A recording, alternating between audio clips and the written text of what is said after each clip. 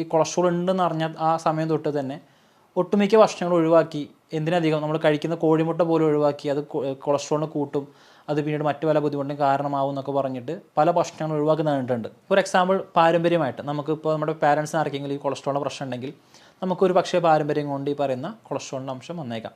അപ്പോൾ കൊളസ്ട്രോൾ കൂടി കഴിഞ്ഞ ആളുകൾ ഏറ്റവും ആദ്യം ചെയ്യുന്നൊരു പരിപാടിയാണ് ഫാസ്റ്റിംഗ് എടുക്കുന്നത്. ഇൻ്റർമീഡിയറ്റ് ഫാസ്റ്റിംഗ് ആവും, ചില ആളുകൾ അല്ലെങ്കിൽ വാട്ടർ ഫാസ്റ്റിംഗ് ആവും. ചിലപ്പോൾ നമ്മുടെ ലിവറിന്ന് ബൂസ്റ്റപ്പ് ചെയ്ത് കഴിഞ്ഞാൽ ഈ പറയുന്ന ലിവറിൻ്റെ മെറ്റബോളിസം ശരിയാക്കുന്ന വഴിക്ക് ഈ പറയുന്ന കൊളസ്ട്രോൾ നമ്മൾ കുറഞ്ഞൊരു കണ്ടിട്ടുണ്ട്. അതിൽ തന്നെ നമ്മൾ LDL-ഉം VLDL-ഉം കൂടുമ്പോൾ മാത്രം നമ്മൾ അതിന് കാര്യമായിട്ട് പരിഗണിക്കേണ്ടതുള്ളൂ. HDL കൂടുകയാണെങ്കിൽ അത് മെയിനായിട്ട് നമ്മൾ നോക്കേണ്ടത്.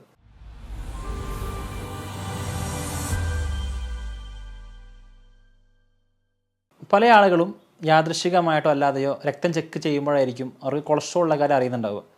ഒരു 200-ന് മേലൊക്കെ റേഞ്ച് വരുമ്പോഴേക്കും ചില ആളുകൾ ഭയങ്കര പാനിക്കാവും. ചില ആളുകളൊന്നും അതിനെ മൈൻഡ് ചെയ്യാറില്ല. അത് ജസ്റ്റ് ഫുഡ് കൺട്രോൾ ചെയ്യുന്ന വഴിയൊക്കെ അവർ അതിനെ നോർമൽ റേഞ്ചിലേക്ക് കൊണ്ടുവരാറുണ്ട്.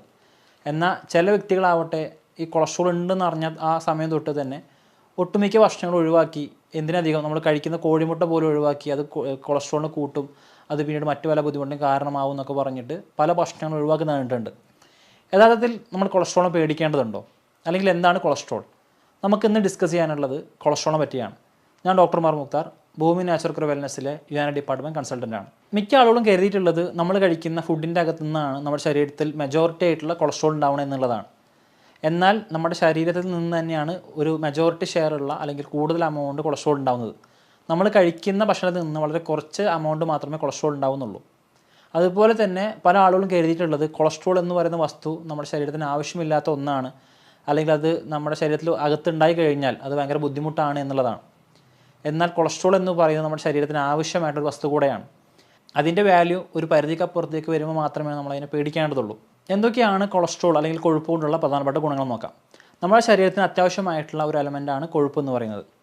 അപ്പോൾ നമ്മുടെ ശരീരം ഉണ്ടാക്കിയിട്ടുള്ളത് കോശങ്ങൾ കൊണ്ടാണ്. അപ്പോൾ ഈ കോശങ്ങളുടെ പ്രൊഡക്ഷൻ ആവശ്യമായിട്ടുള്ള ഒരു എസെൻഷ്യൽ ആയിട്ടുള്ള അല്ലെങ്കിൽ നമ്മുടെ കോശങ്ങൾ നിർമ്മിക്കാൻ ആവശ്യമായിട്ടുള്ള ഒരു മൂലകമാണ് കൊളസ്ട്രോൾ എന്ന് പറയുന്ന കൊഴുപ്പ്. അതല്ലെങ്കിൽ നമുക്ക് മറ്റൊരു കാര്യത്തിൽ പറയാം, നമ്മുടെ ശരീരത്തിൻ്റെ ടെമ്പറേച്ചർ നിയന്ത്രിക്കുന്നതിൽ ഒരു വലിയൊരു പങ്ക് കൊഴുപ്പ് വഹിക്കുന്നുണ്ട്. നമ്മൾ ചെറിയ പ്രായത്തിലൊക്കെ പഠിച്ചിട്ടുണ്ടാവും, ഈ ധ്രുവ പ്രദേശങ്ങളൊക്കെ താമസിക്കുന്ന ധ്രുവക്കരടി അല്ലെങ്കിൽ പെൻഗ്വിനൊക്കെ അവരുടെ സ്കിന്നിൻ്റെ താഴെ ഒരുപാട് കൊഴുപ്പ് സംഭരിച്ച് വെക്കാറുണ്ട്, അവർക്ക് ആ തണുപ്പിൽ നിന്ന് രക്ഷ നേടാൻ വേണ്ടിയിട്ട്. ഇതേപോലെ നമ്മുടെ ശരീരത്തിൻ്റെ സ്കിന്നിൻ്റെ അടിയിലൊക്കെ കാണുന്ന കൊഴുപ്പുകൾ നമ്മുടെ ഹീറ്റിനെ മെയിൻറ്റെയിൻ ചെയ്യാൻ ഹെൽപ്പ് ചെയ്യാറുണ്ട്. ഇതേപോലെ ഒരുപാട് വിറ്റാമിൻസ് ദഹിപ്പിക്കാൻ, പ്രത്യേകിച്ച് ഫാറ്റ് സോലുബിൾ ആയിട്ടുള്ള vitamin A, D, E, K തുടങ്ങിയിട്ടുള്ള വൈറ്റമിനുകൾ ദഹിപ്പിക്കാൻ കൊഴുപ്പ് അത്യാവശ്യമായിട്ടുള്ളൊരു സംഗതി കൂടിയാണ്. അപ്പോൾ ഇത്തരം ഫാറ്റ് സോലുബിൾ ആയിട്ടുള്ള വൈറ്റമിൻസ് ദഹിക്കണമെങ്കിൽ കൊഴുപ്പ് വേണം. നമ്മുടെ സ്കിന്നിന് ഒരു ടെക്സ്ചർ നൽകാൻ, സ്കിന്നൊന്ന് ഗ്ലോ ആവാനൊക്കെ കൊഴുപ്പ് ഒരു പരിധിവരെ സഹായിക്കാറുണ്ട്. ചില ഹോർമോൺ ഉണ്ടാക്കാൻ അല്ലെങ്കിൽ ദഹനം എളുപ്പമാവാനൊക്കെ ഈ കൊളസ്ട്രോൾ എസെൻഷ്യലാണ്. നിർബന്ധമായിട്ടും കൊളസ്ട്രോൾ നമുക്ക് ശരീരത്തിൽ ആവശ്യമായിട്ടുള്ള ഒന്നാണ്.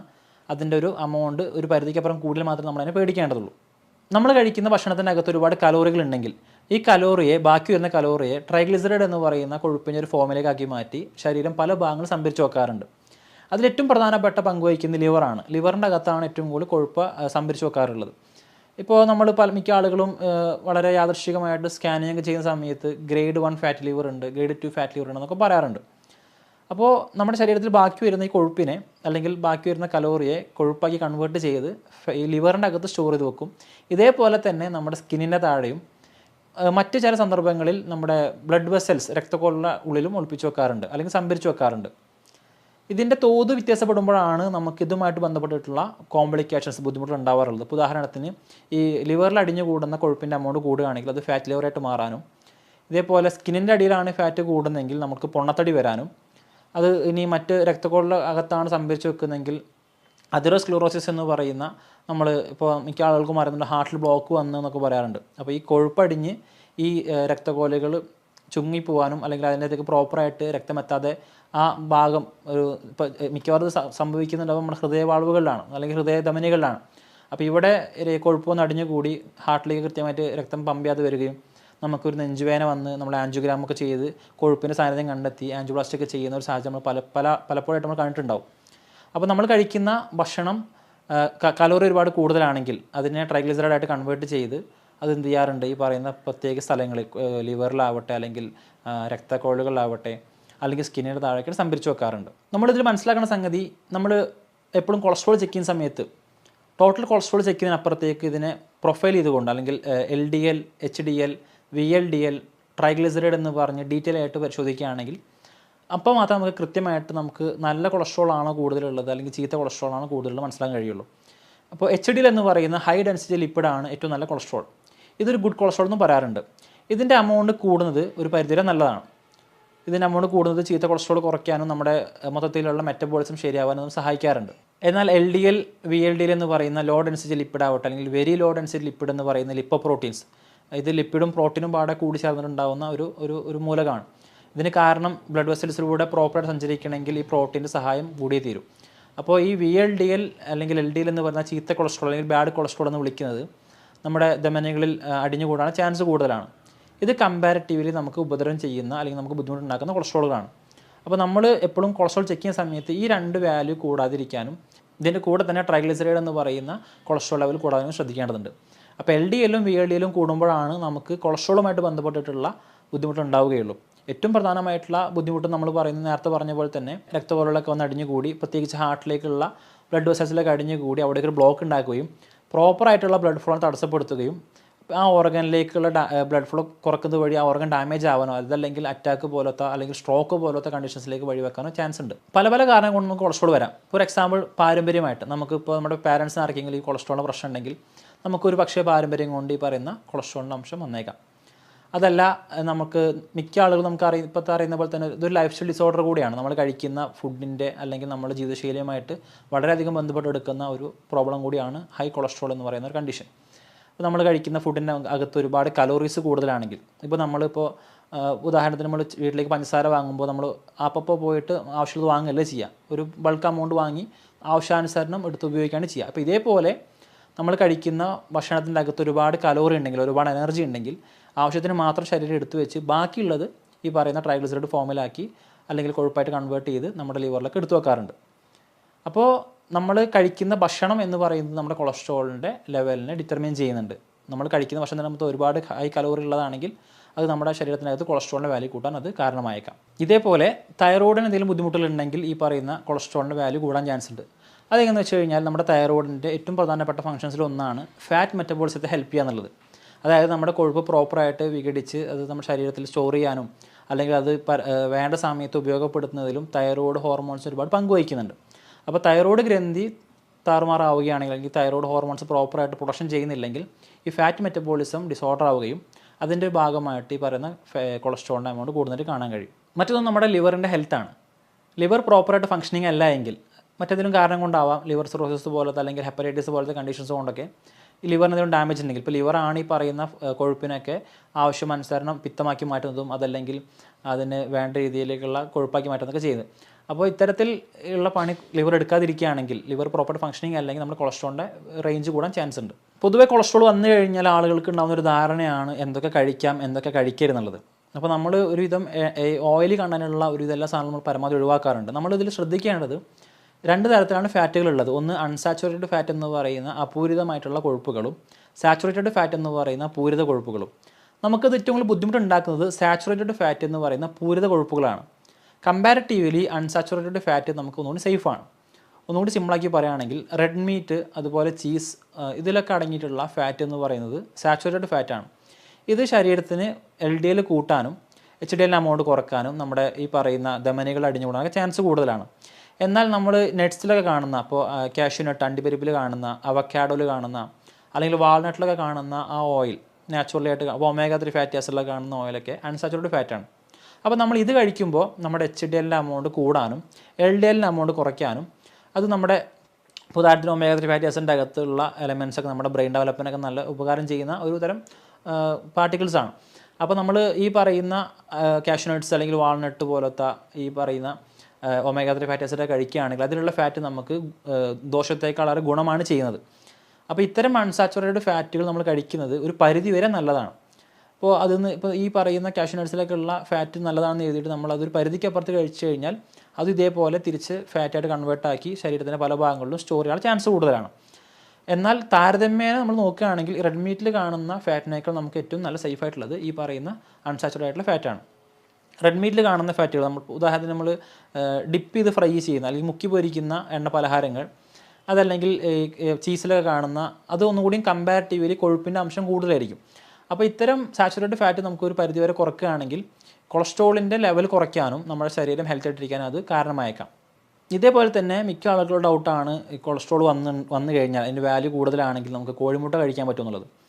യഥാർത്ഥത്തിൽ കോഴിമുട്ടയ്ക്ക് പ്രധാന 2 ഭാഗങ്ങളുണ്ട് നമുക്കറിയാം. ഒന്ന് വൈറ്റ് ഭാഗം, ഒന്ന് യെല്ലോ യോൾക്ക് എന്ന് പറയുന്ന മഞ്ഞക്കരു എന്ന് പറയുന്ന ഭാഗം.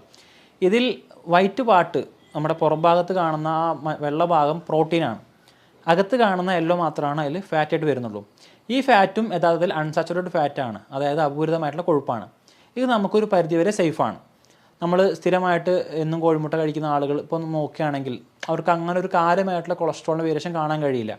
കാരണം ഈ പറയുന്ന അൺസാച്ചുറേറ്റഡ് ഫാറ്റിൻ്റെ ഗുണം എന്താ വെച്ച് കഴിഞ്ഞാൽ അത് പെട്ടെന്ന് ഇപ്പോൾ റൂം ടെമ്പറേച്ചറിലേക്ക് അത് ലിക്വിഡായിട്ട് മാറും എന്നുള്ളതാണ്. ഇതേപോലെ തന്നെ അത് പെട്ടെന്ന് ദഹിക്കാനും അത് ഒരുപാട് നേരം ശരീരത്തിൽ തങ്ങി നിൽക്കാതെ പെട്ടെന്ന് വിഘടിച്ച് പോകാൻ ചാൻസ് കൂടുതലാണ്. എന്നാൽ സാച്ചുറേറ്റഡ് ഫാറ്റ് ആവട്ടെ അത് ശരീരത്തിൽ കെട്ടിക്കിടക്കാനും അത് ദഹിക്കാൻ ഒരുപാട് സമയം എടുക്കുന്നത് കണ്ടിട്ടുണ്ട്. അപ്പോൾ താരതമ്യേന ഇപ്പോൾ ഈ മുട്ടയുടെ വെള്ള പാർട്ട് എന്ന് പറയുന്നത് പ്രോട്ടീൻ, അതുകൊണ്ട് തന്നെ നമ്മുടെ ശരീരത്തിൻ്റെ മസിൽസ് ഡെവലപ്മെൻറ്റിനൊക്കെ ഇത് വളരെയധികം ഉപകാരം ചെയ്യുന്നുണ്ട്. ഇതേപോലെ നമ്മളതിൻ്റെ ഉണ്ണി കഴിക്കുകയാണെങ്കിൽ, നമ്മൾ മഞ്ഞക്കരു കഴിക്കുകയാണെങ്കിൽ അതിലുള്ള അൺസാച്ചുറേറ്റഡ് ഫാറ്റ് നമുക്കൊരു പരിധി വരെയൊക്കെ നല്ലതാണ്. അപ്പോൾ നമ്മൾ നേരത്തെ പറഞ്ഞ പോലെ ഇതിൻ്റെ അകത്തുള്ള അമൗണ്ട് വ്യത്യാസപ്പെട്ടിരിക്കും. ഇപ്പോൾ അൺസാച്ചുറേറ്റഡ് ഫാറ്റ് തന്നെ നമ്മൾ ഒരു പരിധിക്ക് അപ്പുറത്തേക്ക് കഴിക്കരുത്. ഒരു ദിവസം 2-3 എഗ്ഗിൻ്റെ യോൾക്ക് ഇതിപ്പോൾ ആൾക്കനുസരിച്ച് വ്യത്യാസപ്പെട്ടിരിക്കാം. ഇപ്പോൾ ഒരു നന്നായിട്ട് ഹാർഡ് വർക്കൊക്കെ ചെയ്യുന്ന ഒരാളാണെങ്കിൽ അയാൾക്ക് ഈ പറയുന്ന ഫാറ്റ് ബേൺ ആവാൻ ചാൻസ് കൂടുതലാണ്. അപ്പോൾ അവർ ഇത്തരത്തിൽ 2-3 എഗ്ഗിൻ്റെ യോൾക്ക് കഴിക്കുന്നത് പ്രശ്നമില്ല. എന്നാൽ ഒരു എക്സസൈസും ചെയ്യാതെ നമുക്ക് ഓൾറെഡി കൊളസ്ട്രോളിൻ്റെ എമൗണ്ട് ഹൈ നിൽക്കുന്ന ആൾക്കാർക്കാണെങ്കിൽ അവർക്ക് ഒരു എഗ്ഗ് വൈറ്റ് അല്ലെങ്കിൽ ഒരു എഗ്ഗ് യോൾക്ക് കഴിക്കാനായിരിക്കും നല്ലത്. ഞാൻ നേരത്തെ പറഞ്ഞപ്പോൾ നമ്മൾ ഒരുപാട് ഭക്ഷണം കഴിക്കുന്ന സമയത്ത് നമ്മൾ ഒരുപാട് കലോറി കിട്ടും. ഈ കലോറി ഒരു പരിധിക്ക് അപ്പുറത്തേക്ക് ആയി കഴിഞ്ഞാൽ അതിനെ കൊഴുപ്പായിട്ട് സംഭരിച്ച് ശരീരത്തിൽ പല ഭാഗങ്ങളും സംഭരിച്ച് വെക്കുമെന്ന് പറഞ്ഞു. അപ്പോൾ കൊളസ്ട്രോൾ കൂടി കഴിഞ്ഞ ആളുകൾ ഏറ്റവും ആദ്യം ചെയ്യുന്നൊരു പരിപാടിയാണ് ഫാസ്റ്റിംഗ് എടുക്കുന്നത്. ഇൻ്റർമീഡിയറ്റ് ഫാസ്റ്റിംഗ് ആവും, ചില ആളുകൾ അല്ലെങ്കിൽ വാട്ടർ ഫാസ്റ്റിംഗ് ആവും. അപ്പോൾ നമ്മളിങ്ങനെ ചെയ്യുന്ന വഴി നമുക്ക് പ്രോപ്പറായിട്ട് ശരീരത്തിൻ്റെ അകത്തേക്ക് എനർജി കിട്ടുന്നില്ല എങ്കിൽ ഈ എനർജി പിന്നെ ശരീരം യൂട്ടിലൈസ് ചെയ്യുന്നത് ഈ പറയുന്ന കൊഴുപ്പിനെ ഉപയോഗപ്പെടുത്തിയിട്ടാണ്. അപ്പോൾ നമ്മുടെ സ്കിന്നിൻ്റെ അണ്ടറിലൊക്കെ ഉള്ള അല്ലെങ്കിൽ നമ്മുടെ ഓർഗൻസിൻ്റെ അണ്ടറിലൊക്കെ സൂക്ഷിച്ചിട്ടുള്ള ഈ ഫാറ്റിനെ ശരീരം തിരിച്ചെടുത്ത് അതിനെ ബേൺ ചെയ്തിട്ടാണ് പിന്നെ നമ്മുടെ എനർജിയൊക്കെ നമുക്ക് കിട്ടുന്നുണ്ടാവുക. അപ്പോൾ നമ്മൾ നോക്കിയാൽ മനസ്സിലാവും, പ്രത്യേകിച്ച് ഈ മുസ്ലിംസിൻ്റെ ഇടയിലൊക്കെ ഉള്ള റംസാൻ ഫാസ്റ്റിംഗ്, റമദാനിലൊക്കെ എടുക്കുന്ന ഒരു നോമ്പൊക്കെ ഒരു പ്രോപ്പറായിട്ട് മന്തൊക്കെ കൃത്യമായിട്ട് ഫോളോ ചെയ്യുകയാണെങ്കിൽ അവർ നന്നായിട്ട് തടി കുറയുന്നതും ഹെൽത്ത് ആയിട്ടിരിക്കുന്നതും കാണാൻ കഴിയും. എന്നാൽ ചില കേസിൽ നമ്മൾ ഇപ്പോൾ രാവിലെ അത്താഴത്തിൻ്റെ കൂടെ നന്നായിട്ട് ഭക്ഷണം കഴിച്ച് നോമ്പ് തുറന്ന് അതിനുശേഷം പിന്നീട് ഈ പറയുന്ന എണ്ണ പലഹാരങ്ങളൊക്കെ കഴിക്കുകയാണെങ്കിൽ ഈ കാര്യമായിട്ടുള്ള ഫാസ്റ്റിംഗ് കൊണ്ട് ഉപകാരം കിട്ടിക്കോണമെന്നുണ്ടാവില്ല. അപ്പോൾ നമ്മൾ ഇൻ്റർമീഡിയറ്റ് ഫാസ്റ്റിംഗ് ഇടയ്ക്കിടയ്ക്കുള്ള ഈ നോമ്പ് നോൽക്കൽ അത് ഒരു പക്ഷേ വെള്ളം മാത്രം കുടിച്ചുകൊണ്ടാവാം, അതല്ലെങ്കിൽ കംപ്ലീറ്റ് ആയിട്ട് ഒരു തുടർച്ചയായിട്ട് 12-14 മണിക്കൂറോളം പട്ടിണി കിടന്നിട്ടാവാം. അപ്പോൾ ഇത്തരം ഫാസ്റ്റിംഗ് ചെയ്യുന്നത് വഴി നമ്മുടെ ശരീരത്തിൻ്റെ അകത്തുള്ള എക്സസീവ് ആയിട്ടുള്ള ഫാറ്റ് ബേൺ ചെയ്യാനും കൊളസ്ട്രോളിൻ്റെ എമൗണ്ട് കുറയാനും അത് കാരണമായേക്കാം. അപ്പോൾ ഈ കൊളസ്ട്രോൾ വന്നു കഴിഞ്ഞാൽ നമുക്ക് ചെയ്യാൻ പറ്റുന്ന മറ്റൊരു സിമ്പിൾ മെത്തേഡാണ് കാർഡിയക് എക്സസൈസുകൾ. നമ്മൾ ജിമ്മിലൊന്നും അധികം ബോഡി വെയിറ്റ് ഒന്നും ചെയ്യാതെ തന്നെ നമുക്ക് വീടിൻ്റെ അകത്ത് നിന്ന് നമ്മുടെ ശരീരത്തിൻ്റെ അകത്ത് ഓക്സിജൻ ഡിമാൻഡ് കൂട്ടി കൊടുക്കുന്ന എക്സസൈസുകൾ ഉണ്ടല്ലോ. അപ്പോൾ നമ്മൾ ഉദാഹരണത്തിന് സൂംബ, അതുപോലെ ഡാൻസ് ഐറ്റംസ്, മാർഷൽ ആർട്സൊക്കെ നമ്മളിതൊക്കെ ചെയ്യുകയാണെങ്കിൽ നമ്മുടെ എക്സ്ട്രാ വരുന്ന കലോറീസ് ബേൺ ആവാനും നമ്മുടെ തടി കുറയുന്ന കാര്യം കണ്ടിട്ടുണ്ട്. ഇതേപോലെ തന്നെ കൊളസ്ട്രോൾ വന്നു കഴിഞ്ഞാൽ നമ്മൾ ഫാറ്റ് അൺസാച്ചുറേറ്റഡ് ഫാറ്റ് കഴിച്ച് നമ്മൾ പരമാവധി ഒഴിവാക്കേണ്ടത് കാർബോഹൈഡ്രേറ്റ്സ് ആണ്. ഇപ്പോൾ ഉദാഹരണം അരിഭക്ഷണം, നമ്മൾ അരിഭക്ഷണം കഴിച്ച് സ്ഥിരമായിട്ട് കഴിക്കുകയാണെങ്കിൽ തടി കൂടുതൽ കണ്ടിട്ടുണ്ട്. ഈ പറയുന്ന കാർബോഹൈഡ്രേറ്റിൻ്റെ അകത്തുള്ള ഗ്ലൂക്കോസ് ഈ പറയുന്ന ട്രൈഗ്ലിസറൈഡായിട്ട് കൺവേർട്ട് ആവാനും അത് നമ്മുടെ ശരീരത്തിൻ്റെ പല ഭാഗങ്ങളും സ്റ്റോർ ചെയ്യുന്നത് കണ്ടിട്ടുണ്ട്. അപ്പോൾ നമ്മൾ കൊളസ്ട്രോൾ ഉണ്ടായി കഴിഞ്ഞ് നമ്മൾ നിർബന്ധമായിട്ടും കുറയ്ക്കേണ്ടത് അല്ലെങ്കിൽ നമ്മൾ നിർബന്ധം ഫോളോ ചെയ്യേണ്ടത് ലോ കാർബോഹൈഡ്രേറ്റ് ആയിട്ട് ഡയറ്റുകളാണ്. അപ്പോൾ നമുക്കൊരു പരിധി വരെ ഈ പറയുന്ന നല്ല ഫാറ്റുകൾ കഴിക്കുന്നതിന് പ്രശ്നമില്ല. അത് കൊളസ്ട്രോൾ വന്നാൽ പോലും നല്ല അൺസാച്ചുറേറ്റഡ് ആയിട്ടുള്ള ഫാറ്റ് അല്ലെങ്കിൽ ഗുഡ് HDL കൂട്ടുന്ന ഫാറ്റുകൾ കഴിക്കുന്നതിന് പ്രശ്നമില്ല. നമ്മൾ കുറയ്ക്കേണ്ടത് കാർബോഹൈഡ്രേറ്റിൻ്റെ അംശം കൂടിയിട്ടുള്ള ഫുഡുകളാണ്. നമ്മളിപ്പോൾ ഫോളോ ചെയ്യേണ്ടത് ലോ കാർബോഹൈഡ്രേറ്റുള്ള ഡയറ്റുകളാണ്. അപ്പോൾ നമ്മൾ പ്രോപ്പറായിട്ട് കാർഡിയോ എക്സസൈസുകൾ ചെയ്യുന്നത് വഴി, അതല്ലെങ്കിൽ നമ്മുടെ തൈറോയിഡിൻ്റെ ഫങ്ഷൻസ് ഡാമേജ് കൊണ്ടാണ് ഈ പറയുന്ന ഫാറ്റിൻ്റെ പ്രശ്നം കൊളസ്ട്രോൾ എമൗണ്ട് കൂടുന്നെങ്കിൽ തൈറോയിഡിൻ്റെ പ്രശ്നങ്ങൾ പരിഹരിക്കുന്ന വഴി, ഇപ്പോൾ ഫാറ്റ് ലിവറുള്ള ആളാണെങ്കിൽ ചിലപ്പോൾ നമ്മുടെ ലിവറൊന്ന് ബൂസ്റ്റപ്പ് ചെയ്ത് കഴിഞ്ഞാൽ ഈ പറയുന്ന ലിവറിൻ്റെ മെറ്റബോളിസം ശരിയാക്കുന്ന വഴിയൊക്കെ ഈ പറയുന്ന കൊളസ്ട്രോൾ എമൗണ്ട് കുറഞ്ഞിട്ട് കണ്ടിട്ടുണ്ട്. അപ്പോൾ ഇത്തരം കാര്യങ്ങൾ ചെയ്യുന്ന വഴിയൊക്കെ നമുക്ക് എന്ത് ചെയ്യാൻ പറ്റും, ഈ പറയുന്ന കൊളസ്ട്രോളിൻ്റെ എമൗണ്ട് കുറക്കാൻ കഴിയും. അപ്പോൾ കൊളസ്ട്രോൾ വന്നു കഴിഞ്ഞ് നമ്മൾ എല്ലാ ഭക്ഷണവും ഒഴിവാക്കുന്നതിനപ്പുറത്തേക്ക് പ്രോപ്പറായിട്ട് നമ്മൾ എന്ത് കഴിക്കണം എന്ന് ആദ്യം മനസ്സിലാക്കുക. കംപ്ലീറ്റ് ആയിട്ട് നമ്മൾ ഈ പറയുന്ന കൊഴുപ്പിന് അല്ലെങ്കിൽ എണ്ണ അടങ്ങിയിട്ടുള്ളതിന് ഒഴിവാക്കുന്നതിനപ്പുറത്തേക്ക് കാർബോഹൈഡ്രേറ്റ് അംശം കുറച്ചുകൊണ്ട് എക്സസൈസൊക്കെ ചെയ്ത് നല്ല അൺസാച്ചുറേറ്റഡ് ആയിട്ടുള്ള ഫാറ്റുകൾ എടുക്കുന്നതൊക്കെ വഴി നമുക്ക് മെല്ലെ മെല്ലെ കുറച്ച് കൊണ്ടുവരാൻ പറ്റുന്ന ഒരു അസുഖം കൂടിയാണ്, അല്ലെങ്കിൽ ഒരു ഡിസോർഡറാണ് കൊളസ്ട്രോൾ എന്ന് പറയുന്ന ഹൈപ്പർ ലിപ്പിഡീമിയ. അതിൽ തന്നെ നമ്മൾ LDL-ലും VLDL-ലും കൂടുമ്പോൾ മാത്രം നമ്മൾ അതിന് കാര്യമായിട്ട് പരിഗണിക്കേണ്ടതുള്ളൂ. HDL കൂടുകയാണെങ്കിൽ അത് മാനേജ് ചെയ്യണം നോക്കേണ്ടത്. അപ്പോൾ ഇതുമായിട്ട് ബന്ധപ്പെട്ട സംശയങ്ങളുണ്ടെങ്കിൽ നിങ്ങൾക്ക് താഴെ കാണുന്ന നമ്പർ ചോദിക്കാം, കമൻറ്റിൽ അറിയിക്കാം. മറ്റൊരു വീഡിയോ നമുക്ക് വീണ്ടും കാണാം. Thank you.